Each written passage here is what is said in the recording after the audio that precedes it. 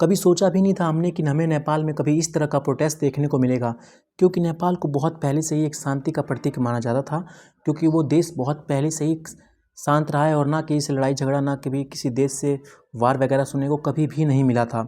But इस बार देश के अंदर ही एक बहुत ही बड़ा प्रोटेस्ट शुरू हुआ है, जिस प्रोटेस्ट को नाम दे रहे हैं लोग जेन ज़ी प्रोटेस्ट, जो कि सिर्फ सोशल मीडिया के बैन पे प्रोटेस्ट हुआ है, बल्कि ऐसा बिल्कुल भी नहीं है। ये प्रोटेस्ट ना केवल सोशल मीडिया के बैन पे हुआ है, अनएम्प्लॉयमेंट, जॉब की कमी और घूसखोरी, करप्शन, मेरे भाई नेपाल देश में नेताओं ने इतना करप्शन फैला दिया है ना कि पूरी जनता परेशान हो गई, जिसके कारण उन्हें ये कदम उठाना पड़ा है।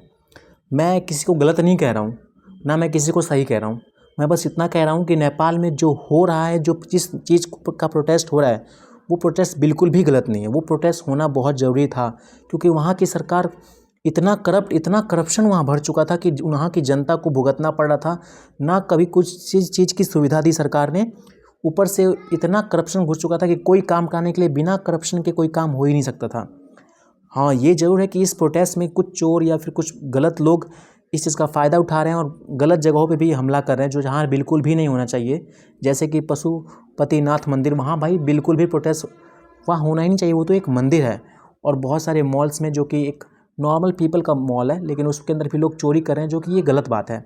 हाँ, पर सरकार के खिलाफ़ जो प्रोटेस्ट है वो बिल्कुल सही है, क्योंकि सरकार वाकई बहुत ज़्यादा करप्ट हो चुकी थी और उन्हीं की ही पीढ़ियाँ बस वहाँ पे नेता बन रही थी और किसी को भी मौका नहीं मिल रहा था। सिर्फ नाम का डेमोक्रेसी बना हुआ था, जिसकी वजह से यहाँ के लोगों ने, इन लोगों का गुस्सा फूटा और इन्होंने गुस्से के तौर पे ये बहुत बड़ा आंदोलन खड़ा कर दिया और एक बहुत बड़े प्रोटेस्ट करके वहाँ के नेताओं को रिजाइग्नेशन देना पड़ा। प्लस में वहाँ का सत्ता पलट हो गया, पूरी सरकार बदल चुकी है इस टाइम।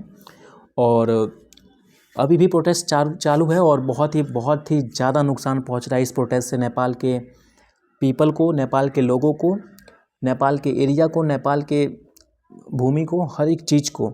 ऑलमोस्ट 20,000 के समथिंग लिए पीपल मर चुके हैं और वहाँ के जितने भी सरकारी भवन हैं वो सब ध्वस्त हो चुके हैं, जो कि आम आदमी ने ही ध्वस्त किया है। और साथ ही मेरे भाई प्रोटेस्ट में अच्छी चीज़ों के साथ साथ कुछ गलत चीज़ें भी हो रही हैं, जैसे कि चोरी, जो कि नहीं होनी चाहिए, बट वहाँ के लोग नहीं मान रहे हैं, वहाँ पे चोरियाँ भी हो रही हैं।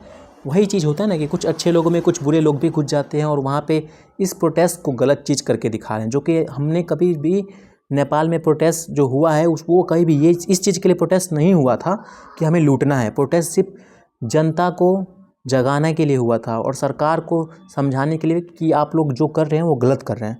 बट उसी में कुछ लोग ऐसे फ़ायदे उठा रहे हैं कि चोरी कर रहे हैं और बहुत सारी चीज़ें कर रहे हैं, जो कि बिल्कुल गलत है। तो मैं उस चीज़ को सपोर्ट नहीं करता हूँ, बट हाँ, मैं इस चीज़ को ज़रूर कहूँगा कि हाँ, जनता ने जो कदम उठाया वो वाकई उठाने की ज़रूरत थी। हाँ, अब वो हाथ से बाहर जा रही है, वो काबू नहीं हो रही है, वो बेकाबू होती जा रही है जनता।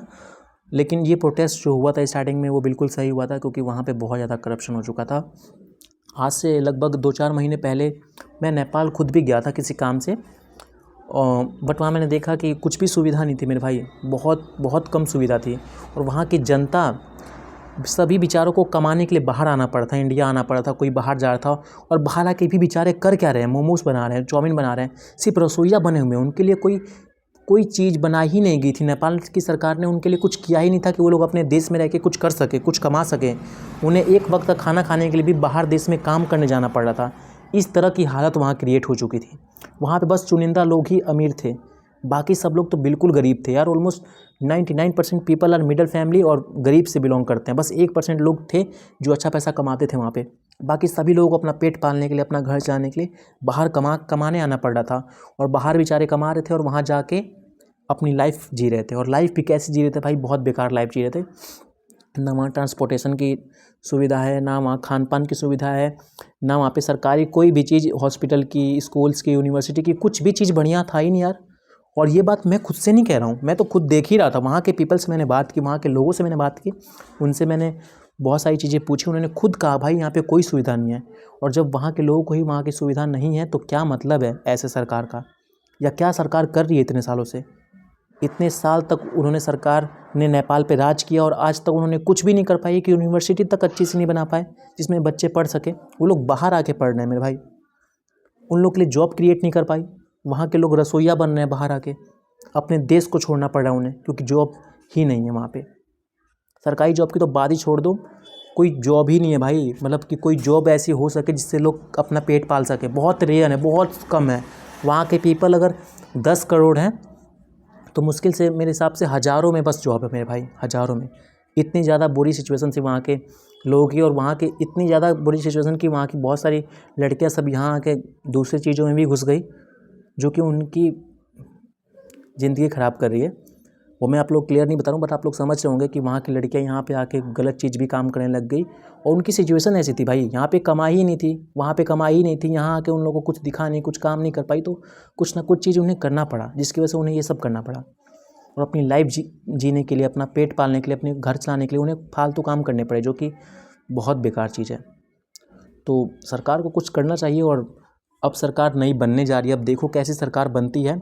हम तो उम्मीद लगाते हैं कि एक अच्छी सरकार बने जो नेपाल को एक ऊंचे कदम पे लेके जाए। सरकार वहाँ के लोगों के लिए कुछ अच्छे काम करे, कुछ भले काम करे, उनके लिए जॉब क्रिएट करे, हॉस्पिटल अच्छे लाए, यूनिवर्सिटी अच्छे लाए, स्कूल्स अच्छे लाएँ, हर चीज़ अच्छा काम करे, ना कि सिर्फ करप्शन करे, क्योंकि एक सरकार ने पहले ही पेट भर दिया है करप्शन करके।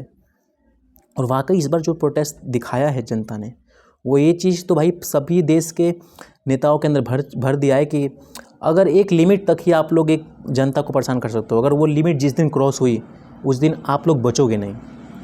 क्योंकि बहुत सारे सूचनाएं भी आई हैं जिसके अंदर कि नेताओं को ख़त्म कर दिया गया है, उनकी फैमिलीज़ वगैरह को, और जो कि सही नहीं है। मैं सही नहीं कहूँगा, उन्हें सज़ा मिलनी चाहिए, पर अब भीड़ के हवाले ख़त्म करना ये बिल्कुल भी सही नहीं है। बट बाकी देखते हैं प्रोटेस्ट। अभी तो मेरे हिसाब से कुछ दिन ही प्रोटेस्ट हुए हैं, अभी प्रोटेस्ट रुकने का नाम नहीं ले रहा है, बल्कि वो प्रोटेस्ट उल्टा बढ़ते जा रहा है। वहाँ के आम आदमी की भी जान बहुत सारी जा रही है। तो देखते हैं आगे क्या होता है, कौन सी सरकार आती है और क्या अच्छे काम करती है। हम उम्मीद यही करते हैं कि एक अच्छी सरकार आए जो नेपाल के देश के जनता के लोगों के हित में काम करे और उनके ही भलाई के लिए काम करे, ना कि करप्शन करे। बाकी देखते हैं क्या होता है क्या नहीं होता है। मिलते हैं नेक्स्ट वीडियो में। Bye bye guys.